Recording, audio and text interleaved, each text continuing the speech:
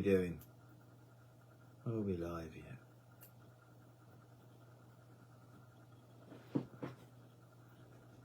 So look, are we live? What's going on? We're live.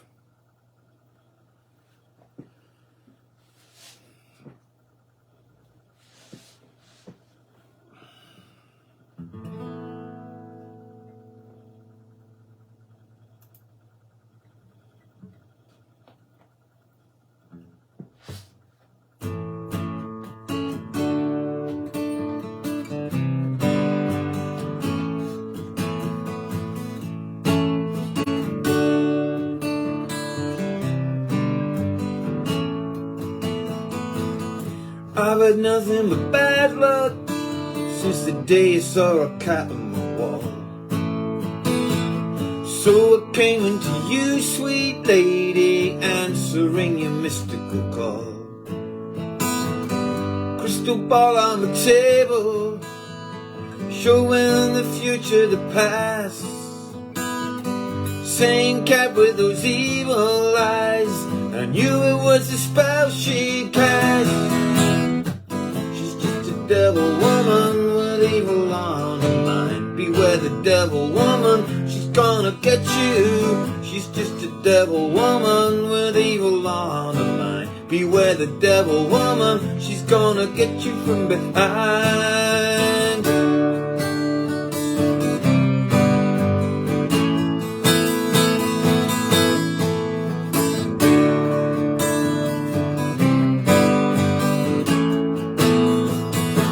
Give me the ring on your finger, let me see the lines on your hand.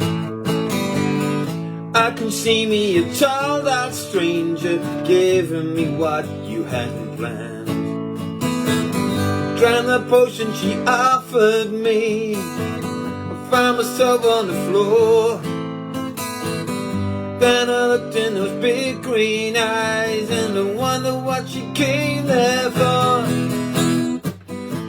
The devil woman with evil on her mind. Beware the devil woman, she's gonna get you. She's just the devil woman with evil on her mind. Beware the devil woman, she's gonna get you. She's just the devil woman with evil on her mind. Beware the devil woman, she's gonna get you. She's just the devil woman with evil on her mind. Beware the devil woman, she's gonna get you from behind.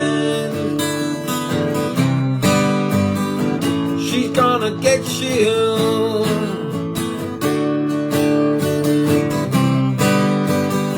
She's gonna get you from behind. She's gonna get you.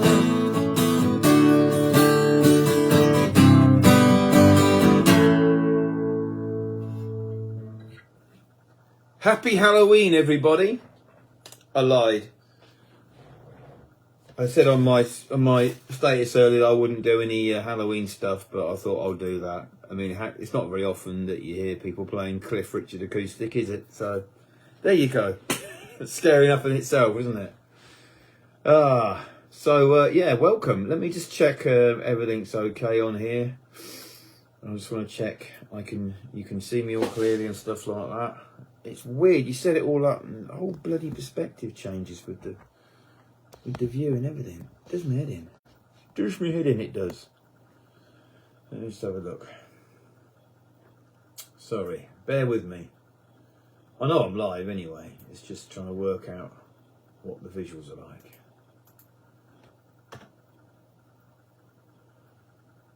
Tim Hitchcock, Hilary Bond. Thank you for joining. See who else is there in a minute. Come on, what are you doing? I think we're okay. So yes, tonight is the final part of me rabbiting on about my career in archaeology. If you look on the earlier episodes, which you can view via the website, steviejones.com/livestreams, it will give you links to all of the previous episodes, including the ones that I've been talking about archaeology. So this is the fourth part, and it's quite a lot of ground to cover tonight, really, because I think when I was chatting about my experiences in archaeology, I got up to about the year 2000. So we've got about 20 years to cover, believe it or not. But I just wanted to draw a line under it, really. It's funny, really, because archaeology is, for so many years, has been part of my life. It's been a parallel alongside music. But I've been retired from it, and 3 years now. Nearly 4 years. 4 years, actually. 4 years.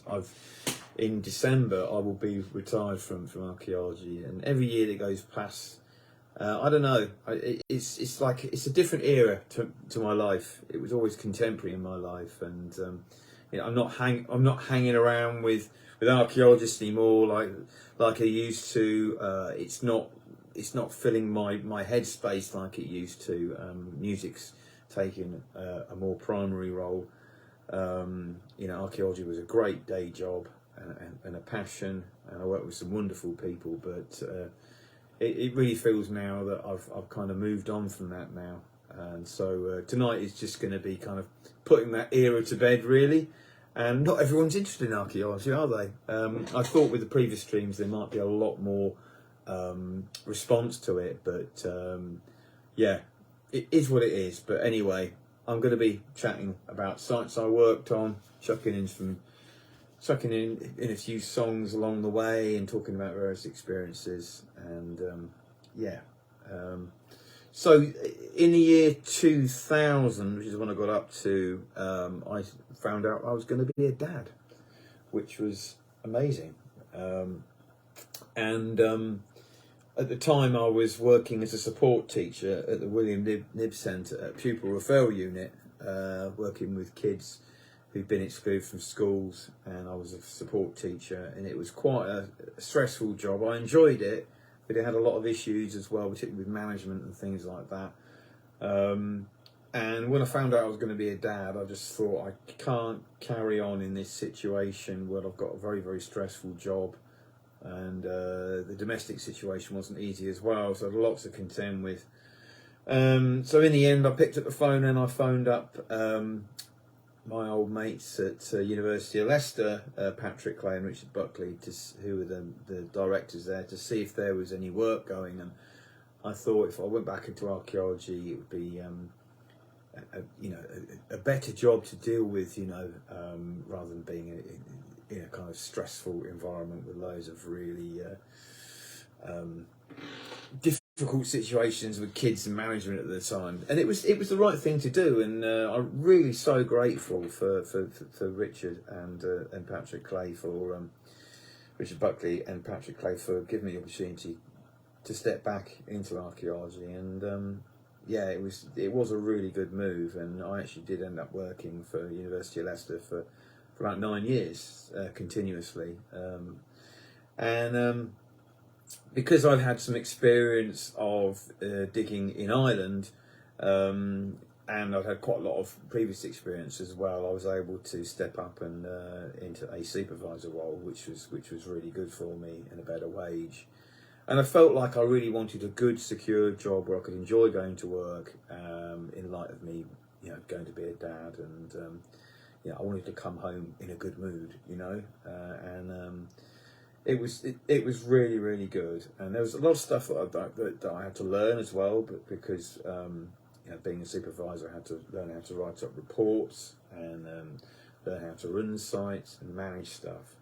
But it was great, and I'm forever grateful for that opportunity. And when I started to work for University of Leicester, I also started to do a master's in archaeology and heritage, which I started, and I started doing all the assignments as well. It was a distance learning thing, so I had to do stuff at weekends and in the evenings, which in the end, I'll come to it later, I actually didn't complete, but I did start it at that time. So the first jobs that I was doing with them was lots of small, what you call evaluations and watching briefs, where you go out and you'll just put a couple of trenches in, prior to development, just to see what's there. The site might have been marked as an area of archaeological interest, so the developer, as part of their planning condition, would have to pay for an archaeologist to be on site. So that was one of the jobs I had, and another part of the work would have been doing a thing called the watching brief, where you wouldn't be going in there beforehand, you'd be going while they're actually doing their building work, and if you found anything, you'd have to stop the digger and jump in the trench and record stuff for them, and which is always fun, because obviously they just wanted to crack on at that point and get on with their building, and they didn't really want an archaeologist stopping their work. But you know, it was part of the planning condition that the archaeology had to be done. So I was sent in all different jobs all around Leicestershire. Really, one of the good things about working for University of Leicester was that all of their work was very local at the time, and ongoing now. So many archaeology companies, you work for them and they'll just send you anywhere where they can get the work, which could be anywhere in the UK.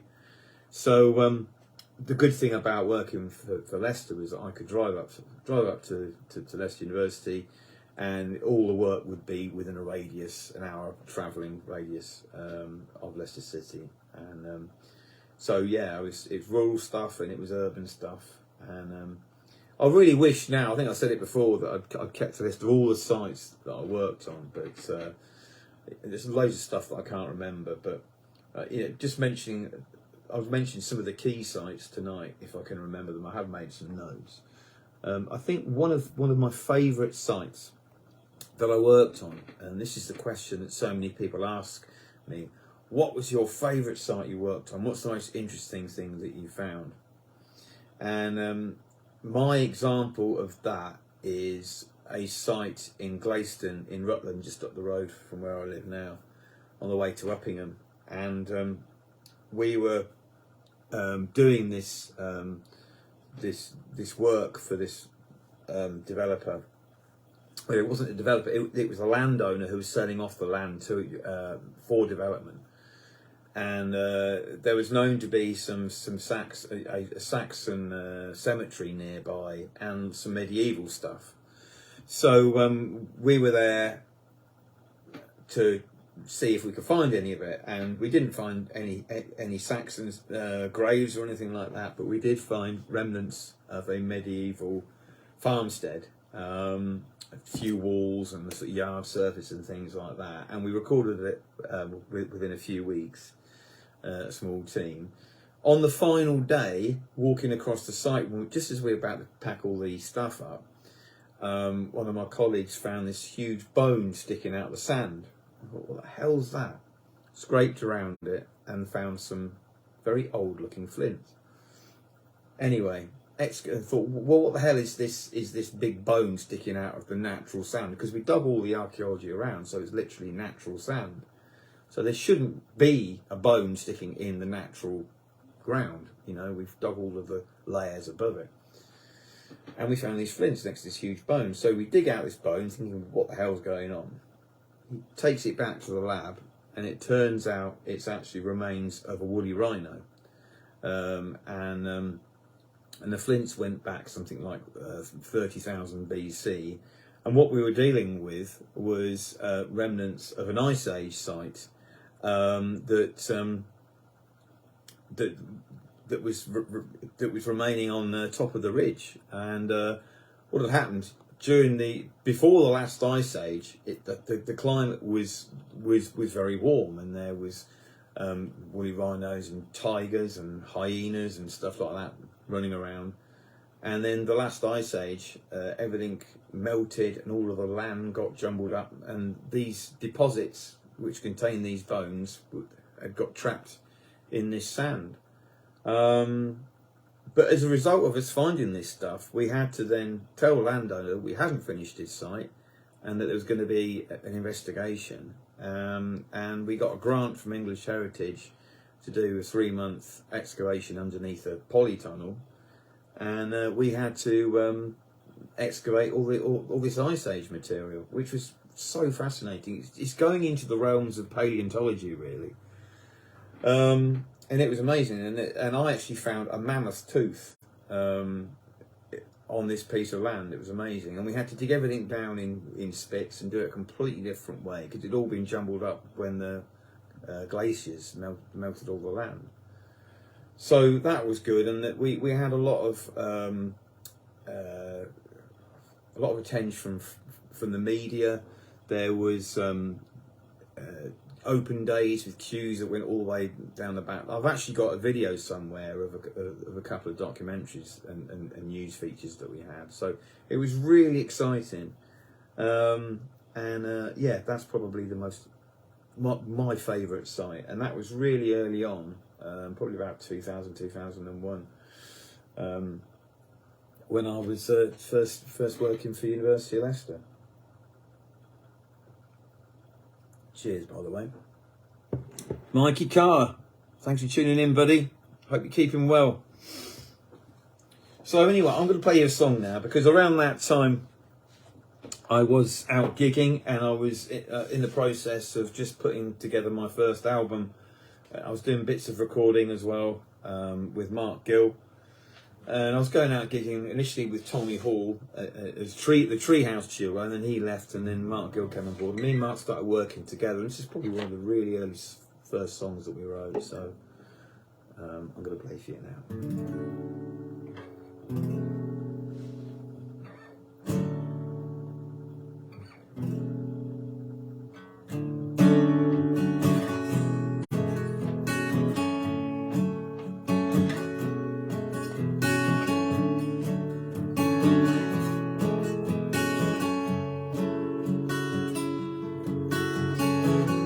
You're out of time, you're out of touch. Suddenly your life just gets stuck. You're a million miles away. When you're a million miles away,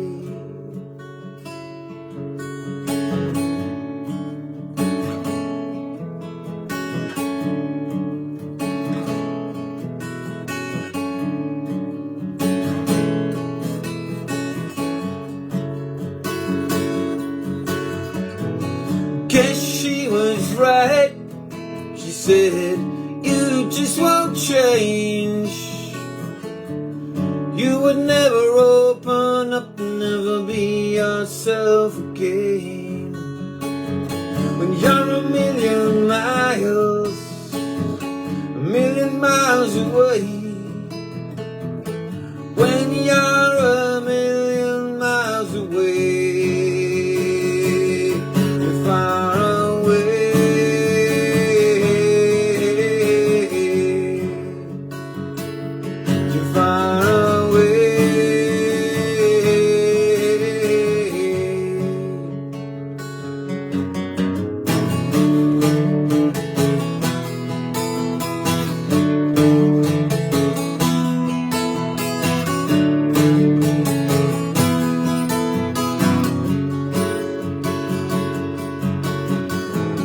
Take a look around.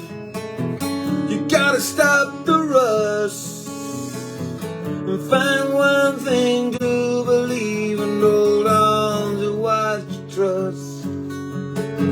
When you're a million miles away.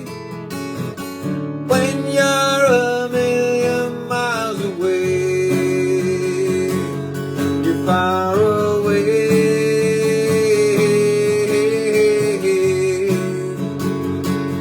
You're far away.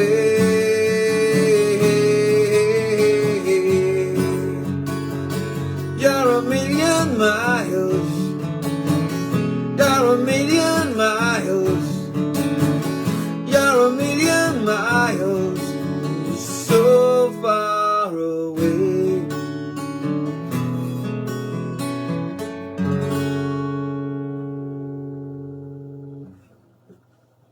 That's Million Miles, a song that I would have been playing quite a lot live around that time in the early 2000s. Yeah, so yeah, I was still out gigging a lot as well as doing the archaeology and getting ready to be a dad. And I think probably the first kind of in a kind of run up to being a dad, as it got closer, I was gigging less, obviously, you know, and I got sent out on this site in Husbands Bosworth, which was a sort of long-term project that they had. It was a big quarry site. The land was all being quarried. I think the quarry's still open, actually, for sand and gravel. And what they'd found was there was this big scheduled monument. A scheduled monument is an area of ground where there's a known area of archaeological interest, archaeological remains that they cannot touch. And on this farmland was this huge Neolithic enclosure, like a Neolithic meeting place. And ULAS, University of Leicester, they got commissioned to do some geophys on it, and they found the plan of this enclosure, and it was really spectacular. But all around the protected land was all being quarried, and they got the contract to keep an eye on all of the archaeology before it got all taken away by and extracted for gravel and sand. So it was a huge area. It's fields and fields and fields of archaeology that we had to monitor for quite a few years. And I was working on this project right up to God, can't remember how many years after that. Probably about 4 or 5 years afterwards. But it was kind of like it was a very kind of bleak site on top of this hill. And they'd stripped all of the topsoil and subsoil off, so you just left these huge expanses of sort of sand and gravel, and it's always very windswept or very dry and dusty in the summer. But we found remains of a Neolithic henge. So on the edge of this enclosure, there was a smaller kind of henge monument, which would have been a more smaller sort of ritual meeting place, and in the middle. No, it wasn't in the middle. It was to one side. They found this Bronze Age burial. It's quite deep, and in the bottom was this guy who was or lady. I can't remember. I don't think if they found the sex. I can't remember. But anyway, there was a burial at the bottom of this deep pit with a small sort of flint toolkit, which was sort of left for them as a kind of ritual offering. That was a really cool thing to find. But there's lots and lots of this huge site that went on for fields and fields where we didn't really find a lot, and then suddenly we stumble across a small Iron Age house, or a few random pits here and there, or a kind of small area of cremations or things like that. It was all very spread out, but obviously these people had kind of migrated towards this huge Neolithic monument, a bit like Stonehenge, really. I mean, me and Eleanor went down to Stonehenge only a few weeks ago, and you know, you see the landscape where you've got your main monument, and then all these people are kind of going there on a pilgrimage, and then they're setting up these other little sort of satellite camps and communities. That's what it was like at Husbands Bosworth. So it's a very interesting site to be on and build up that picture over the years. And I in the end I did have quite an affinity for it. We had to record this thing called tree throws. Basically, there was this theory that in the prehistoric times, that whenever a tree fell over, when a tree falls over, you've got all the roots that kind of, you know, go up like that, and then, you know, sort of you've got a fallen tree and all the roots are sticking up, and then the theory is that as a kind of temporary camp, people would kind of use that and kind of put branches and hides over it and kind of stay in there for a bit, like a little mini tent. And they were always looking for bits of flint and burning around here. So you'd be left with a kind of like half moon shape where the sort of tree had gone up, and that was called a tree throw. And we had to record all these kind of half moon shapes that we found. So basically it was, I think we excavated hundreds of them, and there's probably in about 4 where we found anything in them. So that was quite Yeah, it was quite demoralising having to dig all that in the freezing February, digging out all these things, not finding anything in it. But yeah, I had a real affinity with that site, and I'm going to play you a song now because I was actually working on that site when I got the news that Emma, Eleanor's mum, was going into labour. So it really has got an attachment with me, the site of Husbands Bosworth, and it's mentioned in this song.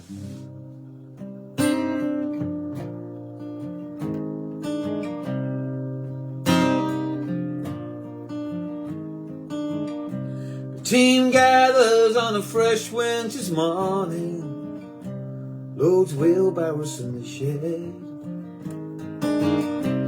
We are wrapped up warm and ready for a busy day ahead. We take mattocks and shovels, walk over by the hedge. It's a big yellow machine ready to dig further in the trench. This is who I am, this is how I came to be. A stratigraphic heart makes the whole of me. Dug sites from Weimar to Dublin, in the field, in the town. Everywhere tells its own story, in the crane, in the ground. Bone fragments and flint scatters, and the sherds of pottery. In my hands in the soil, I can feel the freest stream. And this is who I am, how I came to be. The stratigraphic heart, it makes the whole of me.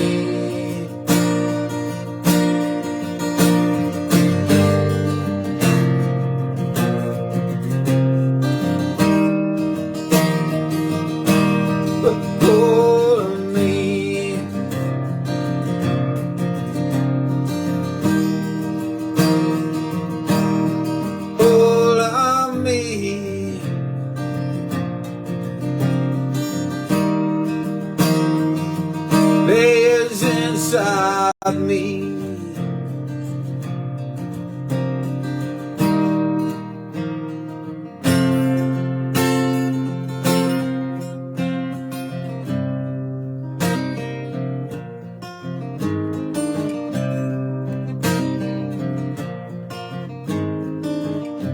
and down in Husbands Bosworth, iron age ditches lay,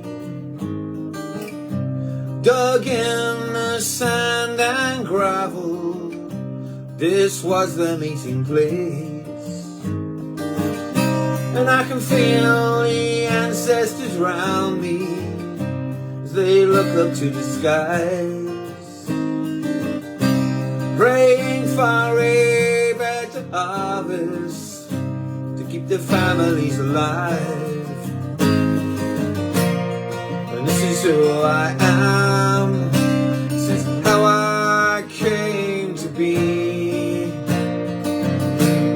The stratigraphic heart, it makes the whole of me. Stratigraphic heart, stratigraphic heart, stratigraphic heart, stratigraphic heart. Oh, yeah.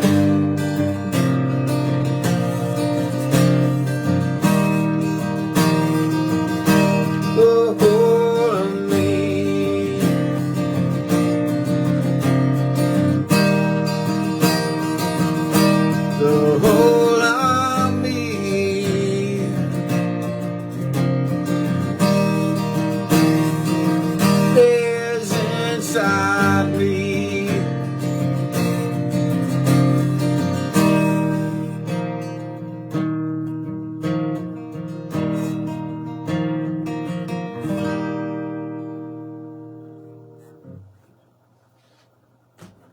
Stratigraphic Heart, the title track of the album, which if you want to buy a copy, just go to steviejones.com/store, pick yourself up a CD and I'll send it to you. Obviously you've got to pay for it. Yeah, that's the title track anyway. And yeah, that site really did, it's in there, you know what I mean? Because I always remember that really cold November morning when I was out on site and I got the call and I had to rush off to hospital, and then my daughter was born, and I was working on that Henge site. So yeah, very spiritual site for me that was. But I did work on all types of different excavations, and yeah, very lucky to do all different types of work, from prehistoric Ice Age all the way through to Roman, Saxon and medieval. And the medieval site that I was involved in for quite a few years was a site at the old site of Leicester Abbey, which is now Abbey Park. So many of you might know Abbey Park in Leicester. There was actually a wonderful music festival there that happened for many years in the 80s.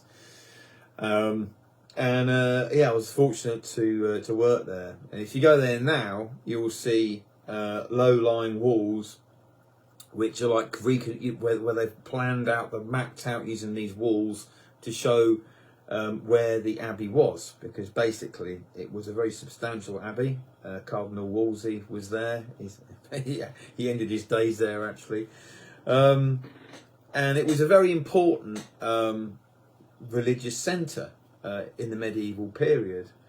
And in the dissolution, when old Henry VIII came along and wanted to take power of the church so he could have permission to lop off his wives' heads, when he took power of the church, loads of churches and monasteries, obviously around the whole country, in the 1530s, I think it was the dissolution, they all got knocked down, including Leicester Abbey.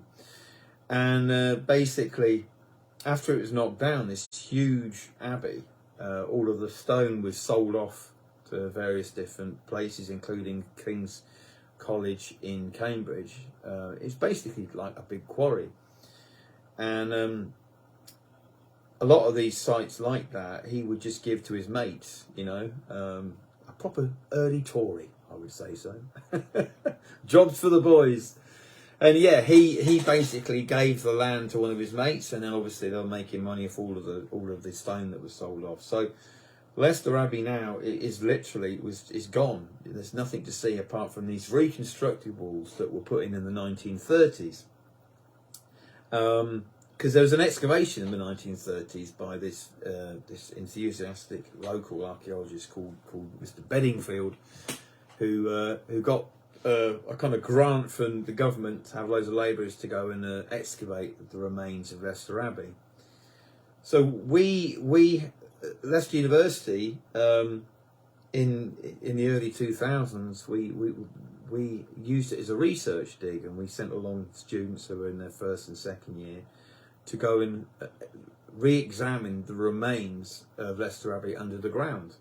Because these low-lying walls that had been reconstructed after the 1930s dig weren't exactly true to where people thought the original walls of the abbey were. It was a huge site, you know. You've got to imagine a kind of cathedral-scale site, all been removed, but attached to that, you've got where all of the monks and priests who lived and operated the abbey were. So there was dormitories, there was a cloister, there was kitchens, you know, brew house, everything there to be investigated. And we did that over a number of seasons.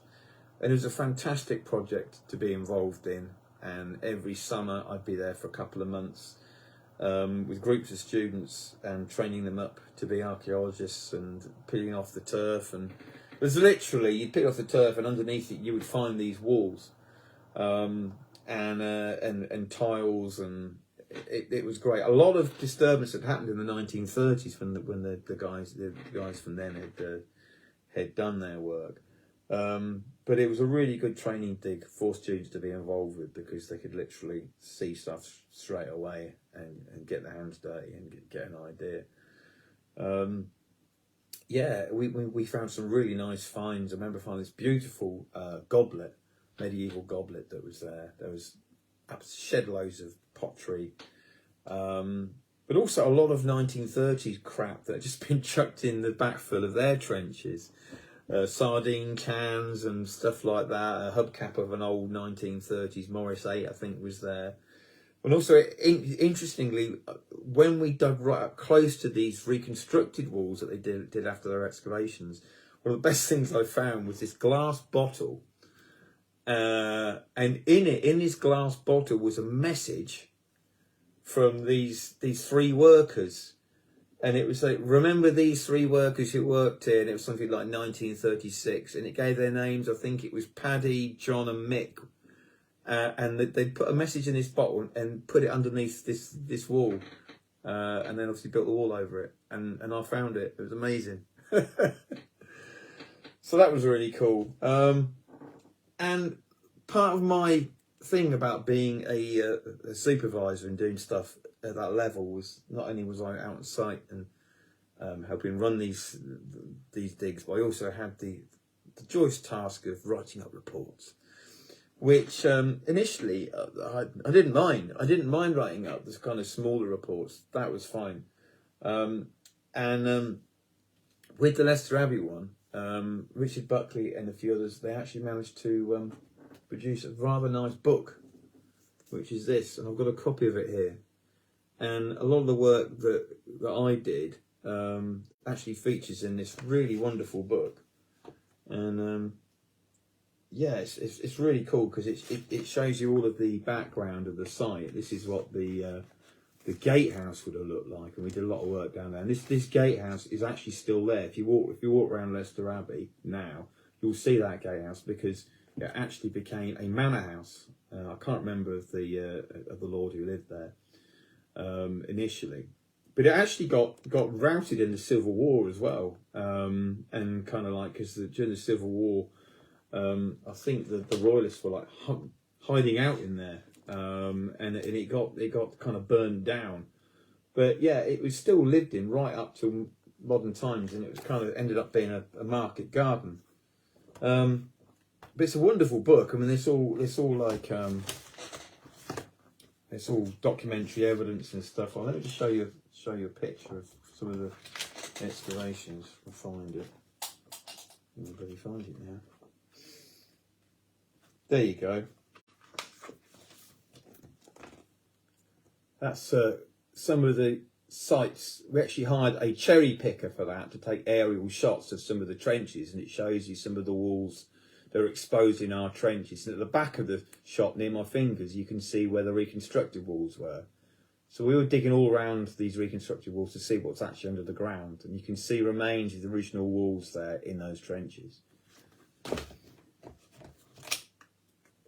And this is one of the plans that I was involved in, and at the end of the dig we put all that plan together. I think that was the kitchen area, and I had to sort of digitise it and then get it all ready for print. So yeah, I loved it. So yeah, that's Leicester Abbey, and great project to be involved with.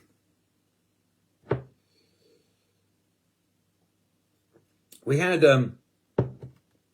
had school parties as well, which was great. We had a lot of schools that would come along and they'd have a look round, and I love showing school kids around, and we'd show them all of the different bits of pot and bits of bone, all the finds that we've got, and it was really good. And you know, Leicester's a very multicultural city as well, so there's kids from all backgrounds going there, and they were fascinated what was like literally on their doorstep that they didn't even know they'd been playing in the park, and learning all about the history of their home city. You know, really good. And I also did a few lectures and stuff and workshops with the undergrad students as well, which was a bit terrifying to say the least, standing up in a lecture theatre suddenly, and having to give like PowerPoint presentations and things. But it was really good in some respects because I'd had the experience of being on stage. I wasn't scared about getting up, but what I was scared of was actually talking in public, because as a musician I hadn't really done much of that, and suddenly I had to learn how to talk to groups of people, and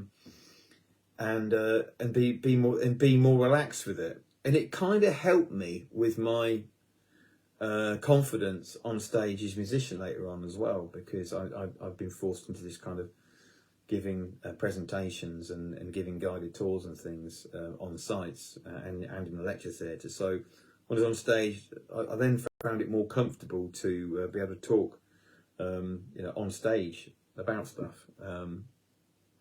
Yeah, it was good, really.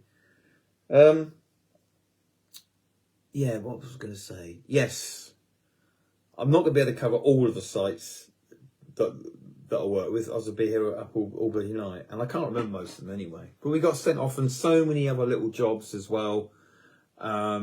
You'd go and do a small evaluation work or a small bit of work here and there, and I had to write up a little report, and but two of the other bigger projects that I was involved with, one of them was actually down the road from where I live now, in Thorney. I was working on a site there next to Thorney Abbey, actually, strangely enough, another Abbey site.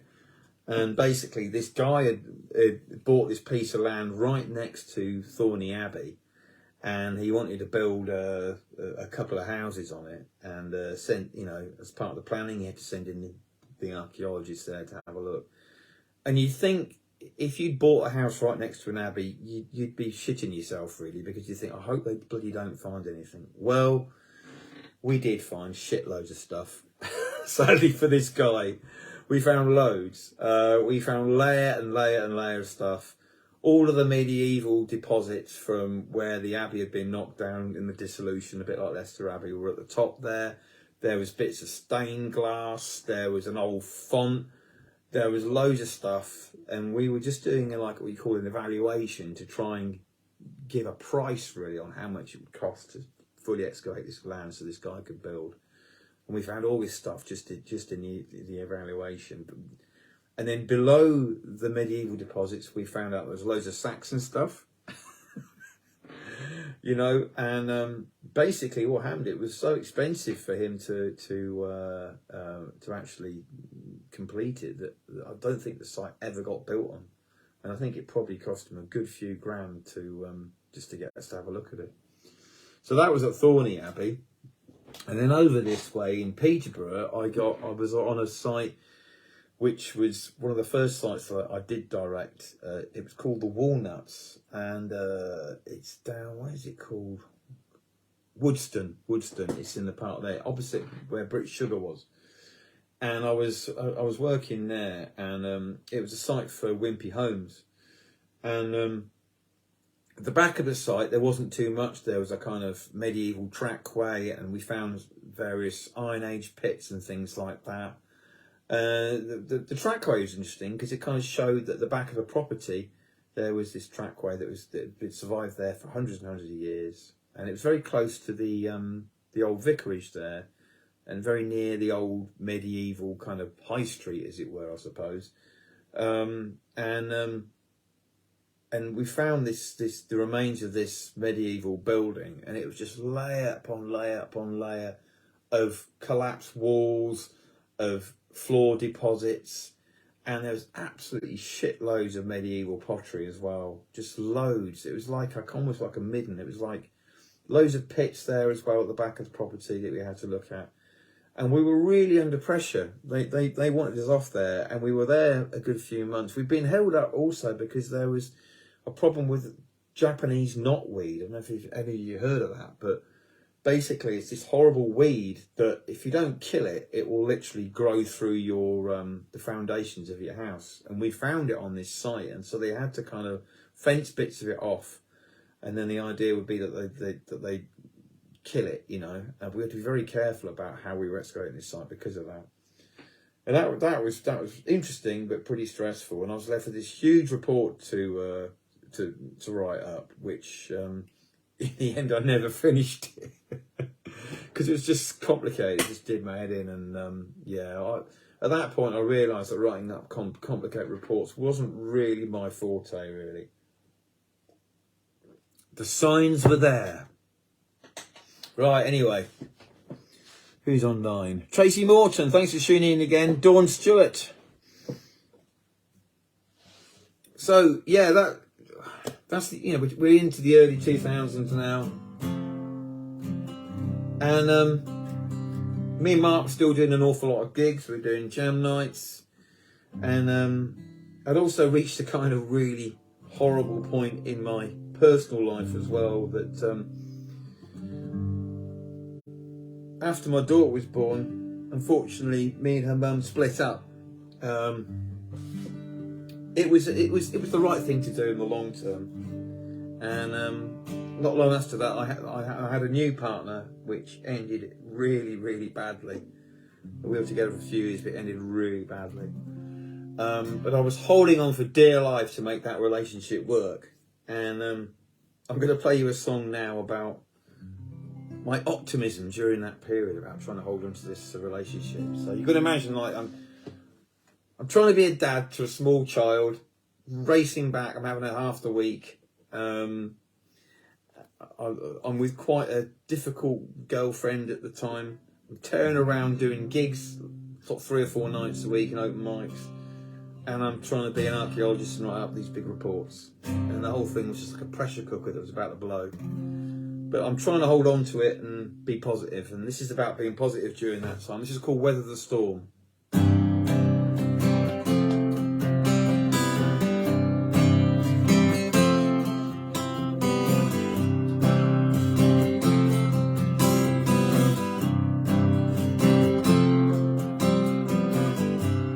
You now, baby, we've been here so long.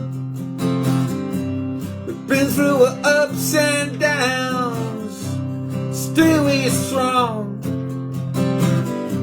With all of this head shit that you people do, you know I don't believe you now, girl. I know it's not you. And it all comes down, gonna stand my ground, and I won't get in your way. I'm gonna weather the storm, weather the storm, weather the storm, weather the storm. We make our decisions, we make our mistakes. Sometimes you just can't undo the mess that you make. But all of this head shit that you people do, you know I don't believe you now, girl. I know it's not you. Comes down, I will stand my ground, and I won't get in your way. I'm gonna weather the storm, weather the storm, weather the storm, weather the storm. I'm gonna weather the storm, weather the storm, weather the storm, weather the storm.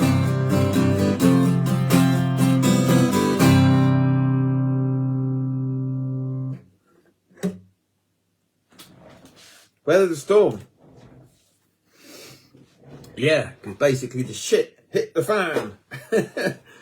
Everything went tits up, and yeah, ended up splitting up with that particular partner, and it was horrible year, 2005, 2006, and yeah, I was trying to write up that report, I think, from Walnuts, and yeah, it's just really difficult, and I actually had a bit of a breakdown, I think, really, and well, I did, and the only thing that was kind of holding me together really was music and writing that album, Weather the Storm, which you can hear on Spotify and YouTube, or you can buy a copy off the website. It's an acoustic album that me and Mark did. I wrote following that breakup, and so I had a couple of months off to try and recover.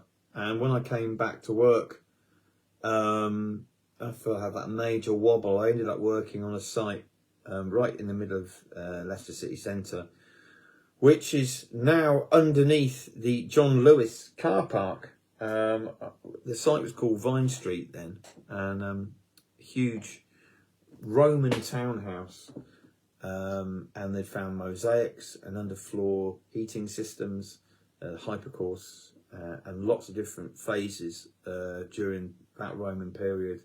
Quite a well-to-do Roman general or someone like that, someone very important in the military, was thought to have owned it, with servants and things like that. It was a fascinating site and a great team. And at that point, my brother Sebastian was working with me as well, which was great. So it was a good site when I kind of getting my focus back on again to work on. And I was supervising an area and was working with some fantastic people. Really was quite a big team. And the whole of Leicester was getting regenerated at the time. There's a lot of money being pumped into it, where they've built the High Cross Centre now. So there's lots of sites going on. And the archaeology there was really good. And one of the things that we did find, another great find that we had, was we found this piece of lead. And on it had all this Roman writing, and it got translated. And what it was this piece of lead was actually a thing called a curse tablet. And the translation was that this curse tablet would have been pinned to the wall somewhere, and on it said, someone. These are all the culprits or the suspects of the person who has stolen my cloak. So this general, or whoever it was who lived there, he'd had his cloak stolen, and he'd written on this curse tablet, he put a curse on forget how many people it was, the 20 suspects, with all their names written on, and it was pinned to the wall. And yeah, we found a curse tablet. We found a couple more of them as well. So he was a very kind of paranoid guy. I don't know whether he found his cloak again though, but it was amazing to find something like that. And we found at the end of the Roman period, we found that they buried a lot of their kind of treasure. To go back and find it again, we found coin hoards in the corner of a couple of rooms, and a thing called a lead ingot, this huge piece of lead where obviously they'd melted down all the lead that they found from the site, and they were going to go back and get it. So yeah, it was a fascinating site. Some really wonderful bits of pot and tile and everything. It was really good. It's all been written up now, all of that. I think if you go to the University of Leicester website, you can get hold of the book. It's a huge book that costs an arm and a leg, but it's also a kind of brief sort of volume that you can read with all wonderful illustrations that they've done. So that was good. There was a really good team of people as well, and some of them are still my Facebook friends. I don't know if any of them are watching tonight. Probably not. And we go out drinking after site as well. And they're all really supportive, and it was really cool. Good times. What else did I do? Yeah.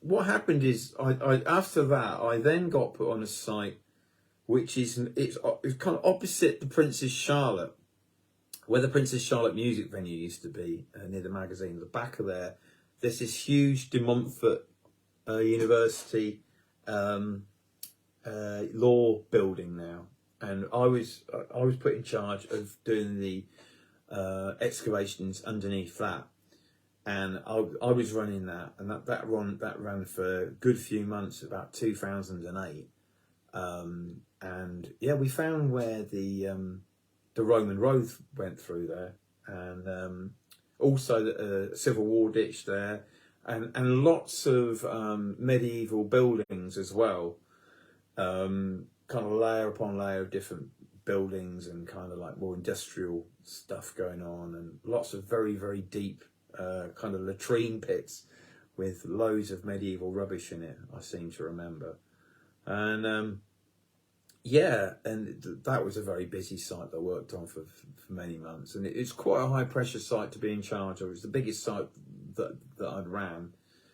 And after that, I started writing it up, and I had real problems at that point. I just could not focus. I was really distracted by music, and my heart wasn't in the writing up side of it at all. I had so much going on with music as well. I was doing lots of gigs and mics, and I was kind of like, I knew what my day job was, but I was finding it really hard to focus. And what happened is, around that time, when it was sort of getting to 2009, there was a kind of mini recession, really. That's when all the crash came in, and all of the money for the regeneration of the city had kind of frozen. So there wasn't as much work going, and as a result, this huge team that we had at the university of archaeologists, they suddenly had to shrink. So some of the more senior positions, like the one I had, they had to kind of, make people redundant. So they said, does anyone want to take voluntary redundancy? And at that point, I'd had enough of writing stuff up. And I was like, yeah, I'll go. So I took the redundancy package to set up wildfire sessions, basically, and do music full time. And that's the leap that I took in 2009, was give up my archaeological career and do music full time, which I did. I did that for a good few years, absolutely full time. I'm going to play you another song, I think, before we go to the next bit.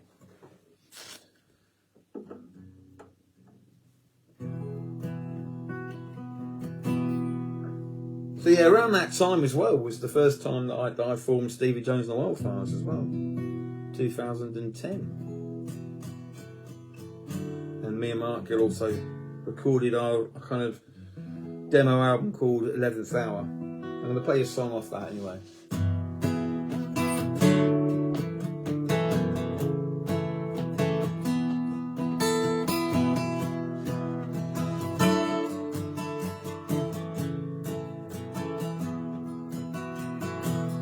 All the will in the world won't keep me and you in an empty house where we used to lay. Nothing can be said and done. As soon as chances put us in, they'll rip us apart forever. Sometimes love it is not enough.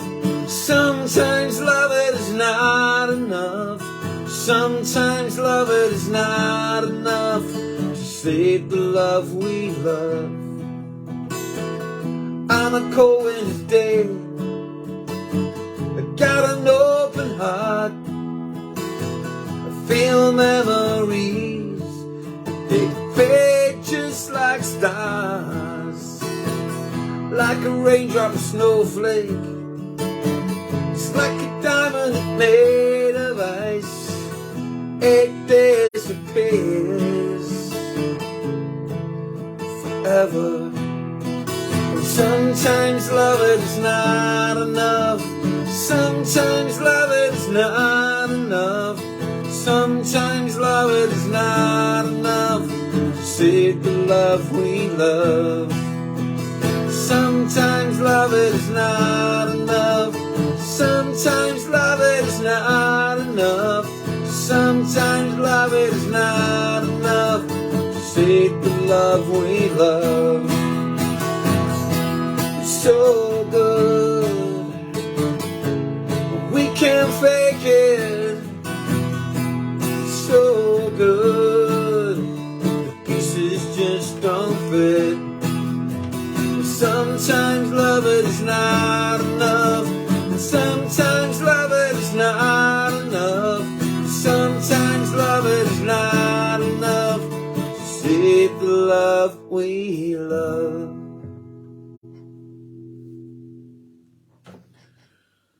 Sometimes love is not enough. That was a song that was kicking around at that time. That featured in the set that I did, the first ever Wildfires gig in 2010. So yeah, sort of between 2009 and about 2013, I was just doing pure music. That was my only living. At the time, the open mic scene was exploding. I've gone over it before, but when I first started putting on open mics and things like that, there was only a couple in Leicester and only sort of 2 or 3 in Northampton. And I started putting on nights in a certain way, and I had featured acts, and I was getting people from different areas and giving them a nice feature set and trying to get them gigs, and it was all new and exciting, you know. And I kind of sensed that it was a good time to try and do that, because, you know, not that many people were doing it, and with people like Stuart Everett helping me out, and Judy Fitzhugh and Kim Chamberlain, you know, they were helping me do the promo and booking acts and things like that. They're a good little team, and a good team of co-hosts as well, a guest host, should I say, who were running nights for me, and I was working as an agent. It was really good. It's hard work, and you know, Archaeology was kind of like I'd moved on from it.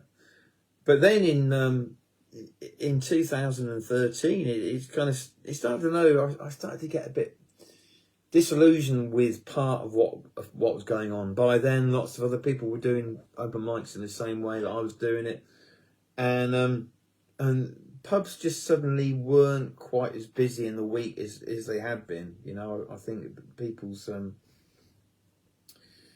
habits were changing. The smoking ban had come in, and pubs just didn't have the same kind of money. People didn't have the same kind of money. And it was a weird time. So people weren't going out as much in the week. And also the open mic scene was completely saturated. So at that point, I did see a job to be an archaeologist for a company who were based in Market Harborough. So I sent him an email just to inquire. And I didn't hear anything back. And I completely forgot about it. And then suddenly out of the blue, an old mate of mine from way back, from the early 90s, Mark Hinman, phones me up. So it's Mark Hinman, how's it going? I said, oh, great to hear from you, Mark. What are you up to? He goes, I saw your CV on this email, and this is the company that I work for. We're called PCA, and we're looking we're really desperate for people to run archaeological sites in the East Midlands. Would you like to come and work for the Market Harbour office? And I went, well, I just did it as a really inquiry, Mark. You know, I'm still busy with the music. I'm running loads of different gigs and all of this. I said I could come and do a couple of days for you a week, but that would be about it. And he went, oh, that's brilliant. If you can do 2-3 days a week, you know, we'll work around you. We're desperate, and you've got the experience. So I kind of said, yeah, okay, I'll do it. It'll be a change. So at that point, I suddenly found myself doing part-time archaeology and then doing a kind of slightly scaled down wildfire sessions thing as my living, as my income. And of course, the problem was when I started doing the archaeology, it became a little bit more than a couple of days. After a few weeks, I suddenly found myself in charge of this excavation at Oakham School, where they were building a new building. A new sort of block of classrooms, and it was a medieval site where we're digging up some fish ponds, and we're finding all these deposits to do with the tanning process and tanning pits and stuff. And I was there for months, so I kind of found myself working full time again in archaeology, and then going out and doing open mics and running gigs every weekend. And it's like, bloody hell, do you know what I mean? I suddenly found myself back in the same situation, absolutely knackered, but loving being in archaeology as well. And they're really nice people at PCA, Pre-Construct Archaeology. It's great to work with Mark again. And I was actually working alongside, or beneath this guy called Kevin Trott. And he was a lovely guy, and he was great to work with. And there's some real characters who I worked with as well. And I wasn't only doing that site at Oakham School. I got sent off to do lots of other sites all around the East Midlands. And I was always ending up somewhere fairly interesting, out in the pissing rain. Knackered because I'd had a gig. But they were really good. They actually let me come in late if I'd got a gig in the week. You know, they're really accommodating. Like, sometimes I'd just rock up at 10 o'clock after I'd done a gig, and they all understood that I had another job. And that worked pretty well for a while. But in the end, let's say the open mics and all the wildfire stuff, it kind of slowed down, and I folded it really in many ways. I scaled it right down. So I ended up doing archaeology full time in the end. And by that time, I ended up working on a couple of sites really that were interesting. I worked on a site in Oundle, which is kind of long, ongoing watching brief on Herne Road, which is up near the school, and I just had to go and watch them put trenches in, and just keep an eye on what they're finding. And not finding a great deal, but found lots of medieval ditches. But it was easy to get to, and I could you know, sort of be on my phone and book gigs and write lyrics. And at the time we were recording as well. I think the first album around then. So you know, I had plenty of time to sort of finish off promo for that and or getting all stuff like that sorted out. So yeah, I did that. But then after that, I got sent off to what it's called. It's just called the A14 project, and basically down near St Neots and Huntingdon, all that stretch around there, they were widening all the roads and putting in new roundabouts. Massive multi-million-pound scheme, huge, and there was 200 archaeologists working on that area, and I got sent there, and it was an amazing experience. I was shitting myself. Oh, God, do I really want to be here? It's too big. It's this huge infrastructure of different sites and different people. There's always really strict health and safety protocol. You had to go on an induction course and all this. It's completely different to anything I'd ever done before. But working with so many different archaeologists, they're all from all over the world.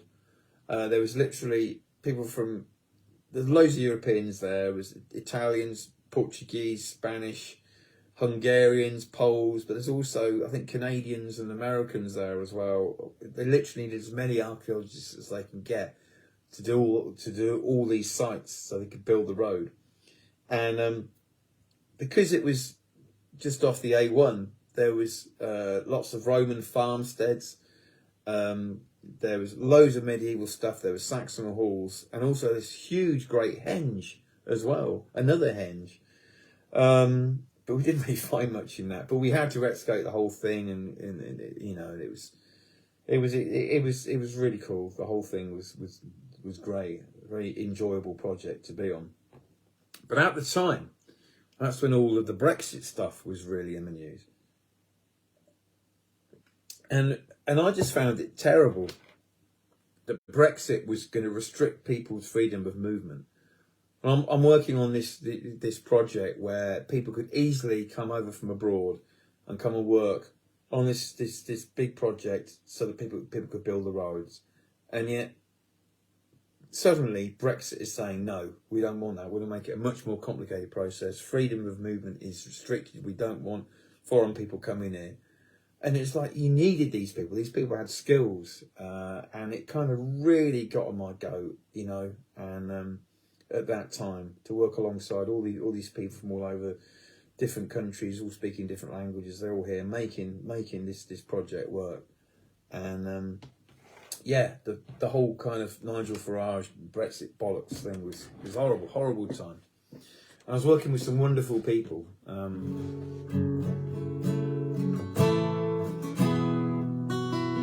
Just going to tune up the guitar a minute before I play the next one. Talk amongst yourselves. Sally, Oh, great that you're watching. Sally was an archaeologist from University of Leicester, ULAS, and yeah, we worked together on a few things. Definitely. Can't remember which site, Sally, we worked on. I think one of the ones we worked on was Melton Mowbray, wasn't it? Kettleby, that was one of them. Bloody hell, that was cold, wasn't it? Cold and wet.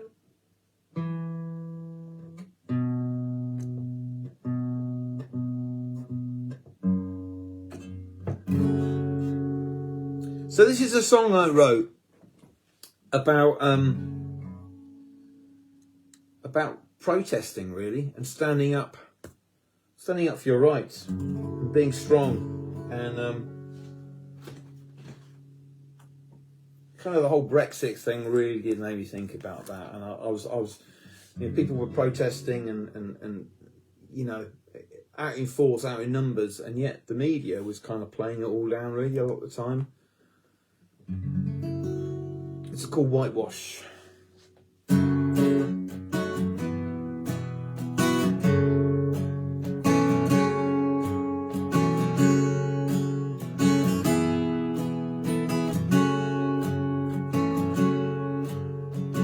TV flickers in the corner. Newsfeed slowly scrolls along. A stream of trivia, another false flag war. Distract us from what is going on. So tell us about a royal baby. Another C-celeb gets a divorce.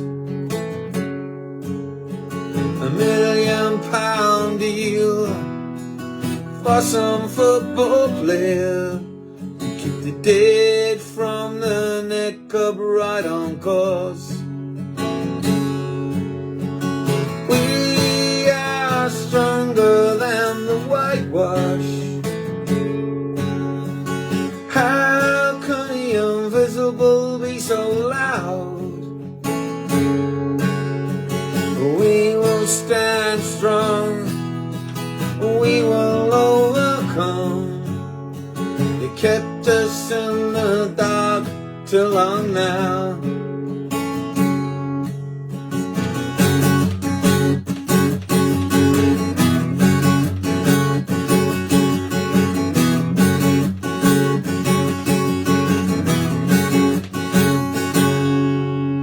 Thousands gather outside Whitehall, hundreds marching through Trafalgar Square. Another day of peaceful demonstration, not a single arrest anywhere. We are stronger than the whitewash. How can the invisible be so loud? We will stand strong, we will overcome. They kept us in the dark too long now.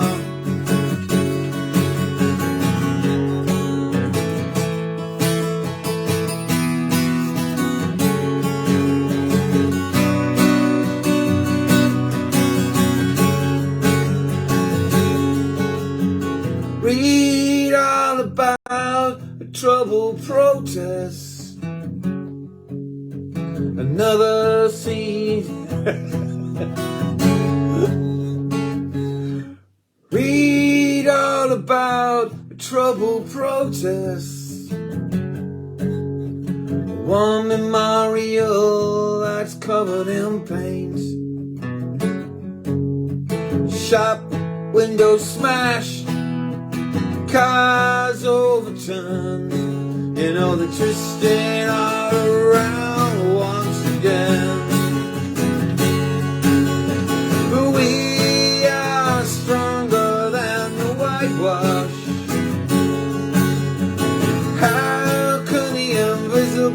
be so loud.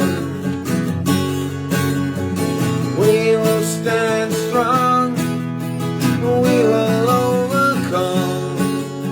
They kept us in the dark too long now.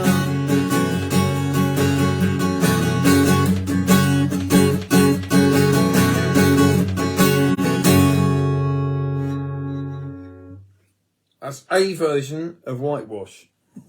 So nothing like the album version. Gives you an idea, but I wrote that song around that time about people standing up for their rights with all this Brexit crap that was going on, working alongside some really good people, you know. And yeah, that's off the album Angels and Sirens. Do check it out if you want to buy a CD. Get one from the store. These are all handmade as well and numbered. Or you can just listen to it on any of the streaming channels. Whatever you want to do, really. Right. So, anyway, that project came to the end. The project on the A14. And it'd been going on for a few years, but they finished it. So suddenly there was like 200 archaeologists who all needed to go and find work elsewhere. And we were all told that we were going to get jobs on HS2. And you know, you'd all get sent off there and that. And it just never happened. You know, it just, the whole process of sending the archaeologists, the paperwork that was involved in that, it held all that up for a good couple of years before teams started going out there and clearing all of the land before they started building it. Which they are now, obviously. Complete waste of money and time, obviously, as we all know. You know, it's all being built just to save half an hour on the train from London to Birmingham. And I'm sure it's all corrupt and that it's all jobs for the boys, for the government and their mates. Anyway, that's another story. I won't go there. But yeah, didn't get sent off to do that. So I thought, shit, what am I going to do? And I gave... I didn't really want to rattle around with PCA anymore, and because they were trying to send me off to various places, which is a very long commute for me, and I thought, right, I'll give my mates at ULAS a call, see what's going on, and they actually offered me some work, which was really good. So I went back there, and it was weird. It was really weird going back. I must say, really weird going back after such a long time. You know, because I'd left there in 2009, and suddenly, like, 10, 11 years later, I'm going back there again. And I went back, and a lot of it was just exactly the same. People's offices were in the same layout, and they had the same kind of books, and it was odd. It was really, really odd. And I think, you know, some people say you should just never go back sometimes, you know. I remember it's a Joe Strummer quote anyway. What was it? He said, "Yeah, don't fuck with the past." This is why he never reformed the Clash. They were always under, you know, must have had so many offers to reform the Clash, and he was like, "Don't fuck with the past." It was a bit like that. I went back and it was just weird. It was great to see everybody again, but I just felt like I'd kind of moved on, and you know, from that time, I was very, very grateful for the work. And I was working on this site right on the edge of the city. I can't remember the name of it now, but it's a team of us digging up. Part of it was medieval sort of plague victims that had kind of been buried on the periphery of the city. And there's a lot of Roman deposits as well there as well. And we were there, but it was suddenly like the weather was shit. It got to the winter time, and the weather was really starting to get to me. You know, I really wasn't enjoying being out on site in pissing rain, and I'd worked through the beast from the east on the A14 project and through that really hot summer, and it started getting cold again, and I was working out in the pissing rain, and they were making us work out in it, and You're just making more mess than you are good, and you're just completely sodden, you know, and frozen. I thought, do I really want this anymore? I'm like, you know, I'm 51 years old now. Do I really want to be out here? What am I going to do? Do I want this for the next 20 years? You know, I've still got 20 more years left to go on my mortgage. Do I want this? And I just had this thought process at that time, you know, about what I was going to do in my life. And I decided that my time had come, that I wanted to get out of archaeology. And Eleanor was going to university, so I didn't have the same ties with my house, with being dad and being rooted to her. So I could literally go and do something else, go and move somewhere else. And that's what I decided to do. At the end of 2018, I just had enough. I just couldn't do it anymore. So yeah, that was it. That was it. And it was really weird, really. And I still do miss working in archaeology. I really, really miss all of the people. And I miss thinking about being on site and sort of thought processes you have. And but I don't miss being out in the rain. And on that note, we're going to finish off with this.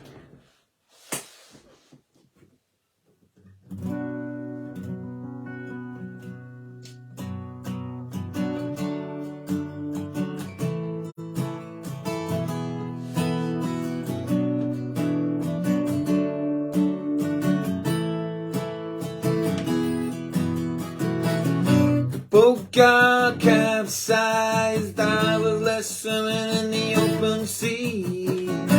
Out of my depth, I was waiting for someone to come and save me.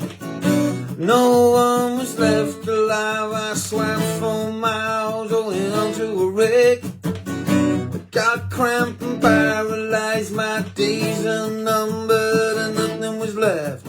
Have a little faith, have a little love, say a little prayer to the stars above, pushing all the doubts out of your mind. Working in the frost, working in the cold, working in the heat, working in the snow. Time to take shelter, make this change. Coming from the rain,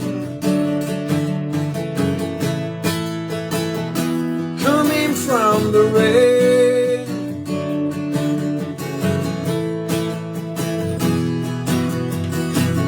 The roof was caving in, and the plaster was cracking, falling off the walls. The boiler was broken and mice were scurrying beneath the floorboards. 20 more years to go now, every day is a red letter day. Time to save my soul and change direction, put the house up for sale. Have a little faith, have a little love, say a little prayer to the stars above, pushing all the doubts out of your mind. Playing any bar for any gig that goes, working all the week, dug 1,000 holes. Time to take cover, lose these chains. Coming from the rain, coming from the rain. Oh yeah.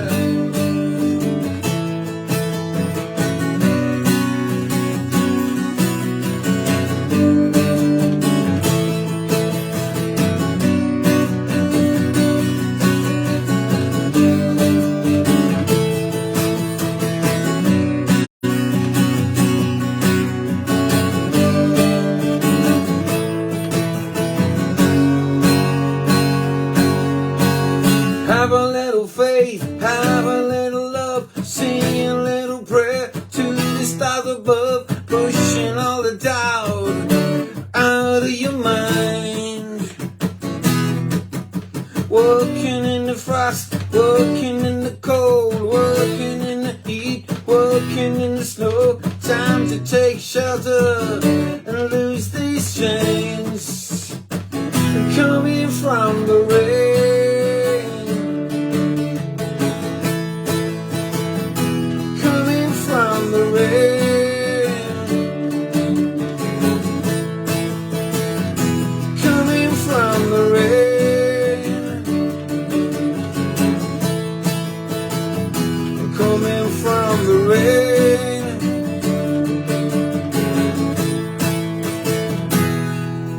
coming from the rain.